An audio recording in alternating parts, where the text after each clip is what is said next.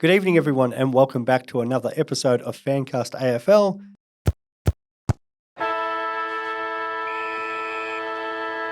I'm here with Damo. We are here talking footy as always. Thank you for joining us. Mate, how are you?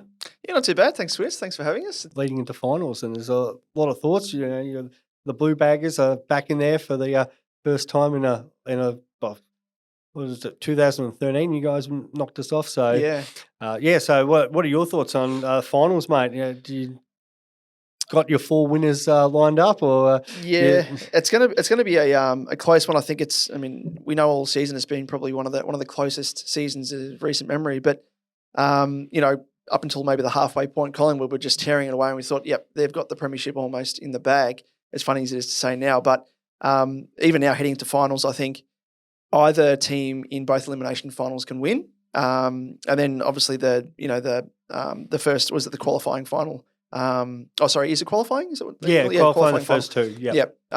So I reckon especially given recent form of Collingwood and Melbourne sort of turning things around as well. Positive form is always good form heading into the finals. But I think Collingwood faced Essendon at the perfect time, just to sort of turn around their form. They went a bit of a lull, and they've used Essendon as a bit of a springboard, much like my team did, Carlton, where we went on that 9-game streak. So who knows if they're the secret tonic for the Pies as well. But for my own side, I went to the Giants-Carlton game on the weekend, and I was hopeful we were going to win, and just more so to continue the streak more than anything, get double digits. But I think the Giants deserve to be there. We'll probably maybe discuss about another team that missed out that was unfortunate due to a goal umpire decision in Adelaide. But yeah, I think the Giants deserve to be there. Seeing what they did to us live as well, they looked incredible. And they came, obviously, it's a cliche, but they came to play. And I think by the end of the game, Carlton kind of gave up, and there was Walsh on the bench, there was Charlie Curnow on the bench and whatnot. So they were probably self-preservation mode more than anything. But interesting that, before I get your thoughts as well, but Carlton probably would have played potentially Adelaide if they got through instead of Sydney. So that would have been very, very interesting. And I think as a Carlton supporter, I'm thankful that we're playing Sydney more than Adelaide, because I'd be more fearful of Adelaide than I am the Swans. But yeah, I'd like to hear your thoughts as well. It's funny because I'm on the other way. Sydney incredibly lucky, and not just because of the Gold Cup umpiring decision, but if we track back to that North Melbourne game, where the interchange bench, and that straight there, you get 4 points from which that unfortunate loss to North Melbourne, which seems so unlikely now revisiting that. Yep. But that's how close the Swans were to losing that match. So their form's been very indifferent this season. However, I think they've, just because of their experience, I'd be more worried about them than Adelaide. I think Adelaide a bit of an unknown. We know they can score really well. Form has been a bit scratchy away from home. They did have that really good game against Collingwood at the MCG, but there's been ups and downs with that, where if they were playing at the Adelaide Oval, you'd lock them in as a Monty. Where the Swans, they do have the ability to play anywhere. They've got some real key weapons in that midfield. Warner and Goulden are always going to be hard to play against, and then Luke Parker's just the ultimate professional, and you don't want to. He'll step up for finals. So I'd probably be just a bit more worried about them because of what they've brought in the past, and it was only last year that they made a grand final. So I feel like I've got this funny feeling where the Swans could, out of Swans and Carlton, that's the team from the lower half. If they win one, potentially could get on a roll. I think St Kilda and Giants pretty well much, and I'm leaning to the Giants in that game. Yeah, whoever wins that is out next week, I think, because they've got to either go off and play Brisbane or Port. And I can't see them going. And I think there's the potential that Melbourne or Collingwood could be gettable second week. They've got both teams got a couple injury concerns. We obviously know with Dacos, so getting other guys back. So as you said, Collingwood played Essendon at the right time, starting to get a little bit of form. However, you wouldn't want something to happen to Moore or Murphy or anything like that when in that game. And then the same with Melbourne. Melstrom's just gone down, so they've got to fill that hole. Yeah, is it going to be Tom McDonald? Is it going to be Grundy? Is it going to be somebody smaller? And they do a bit of a restructure there. And then how does that support Van Rooyen. Fritsch is still, as much as he played so well in that first game back, he's still going to be a bit underdone. Yeah, his foot blew up, I think. Exactly. At a scan, I think it was cleared, but cleared but playing. But I'm sure that they're doing everything they can to get him through. So they've both got a few concerns and I can see this game being a real physical game. I'm going there. I've managed to get tickets, which is going to be amazing. A lot of Collingwood and Melbourne supporters who missed out are hating me right now, and as a Richmond supporter going to that game, I'm going to that and the Saints and Giants game. Who are you going to support? Just quietly. My best mate does support Melbourne, so I will be supporting. I am there with him, so I have to.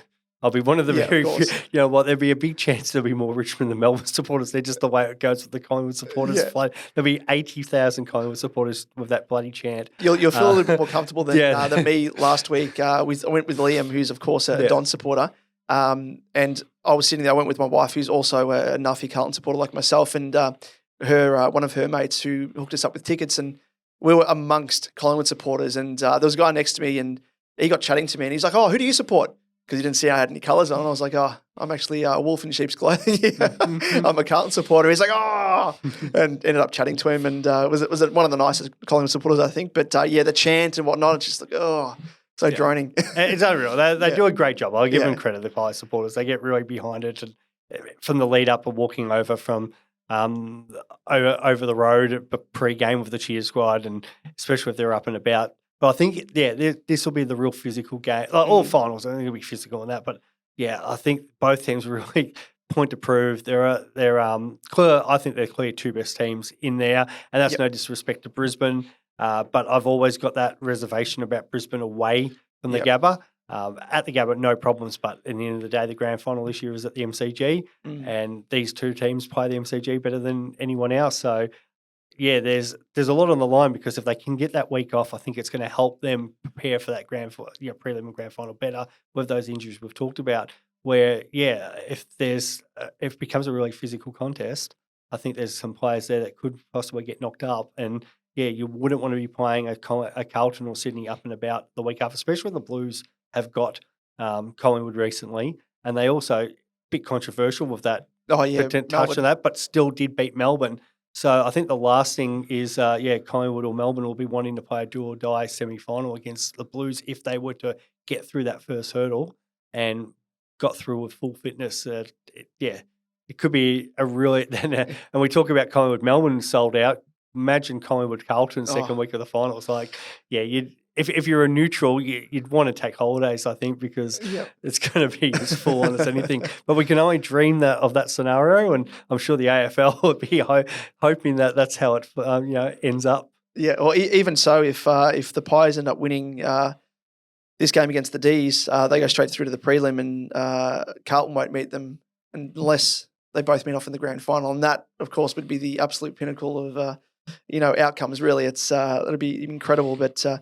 In terms of the other, I was going to say, I wonder what the AFL's worst case scenario there. It's they'd love to see their babies GWS get through. Yeah. But at the same time, would you really want a GWS Brisbane or well, it can't be Port, so GWS Brisbane grand final.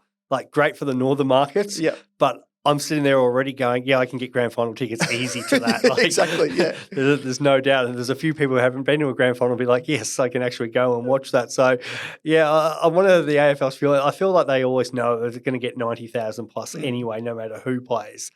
But at the same time, the hype around a Collingwood, Carlton, either of them being in the grand final, if they both made it, it'd just be the most amazing thing ever. Are we going to just give up on trying to get tickets? Honestly, I've never been to a grand final outside of Carlton as well, obviously. But it'd be amazing just to try and get tickets. I was able to get tickets to the game against the Swans.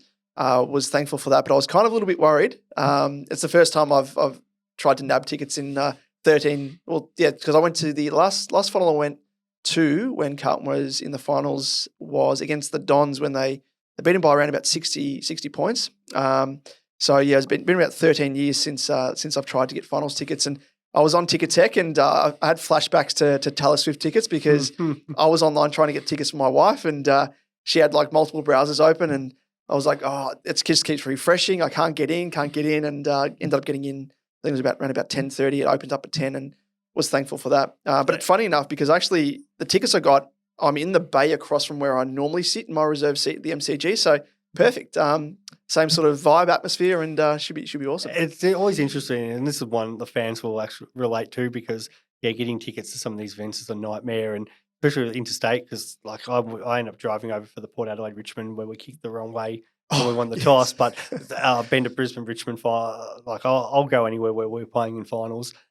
Been lucky enough to go to a couple of grand finals where we've played in and won, but before that I was even at the Collingwood Geelong, I think a couple of the Hawthorn grand finals and stuff. So I've managed to see it. Well, it was actually my wife who couldn't believe we hit 2000. I think, it must have been the Collingwood Geelong one, 2009, 2011, one of those around that period that I'd never been to a grand final. And she's like, no, there's no way you can you've been to like 3 NRL grand finals and not been to an AFL grand final. So ended up getting tickets for that back in the days where you had to line up. But these days with that refreshing browser and you hear all these reports and Twitter's going off and it's the most frustrating thing because there's nothing you can do. No. And then I had this situation, so Collingwood Melbourne, where I thought I was in line perfect and then I had an internet problem and stuff. And so I'm nearly back row for that. But then I got level 2 for St Kilda GWS and it's an absolute lottery. Yeah, it is. With it. So, but then in the day, you're just happy to get in. Richmond Adelaide grand finals,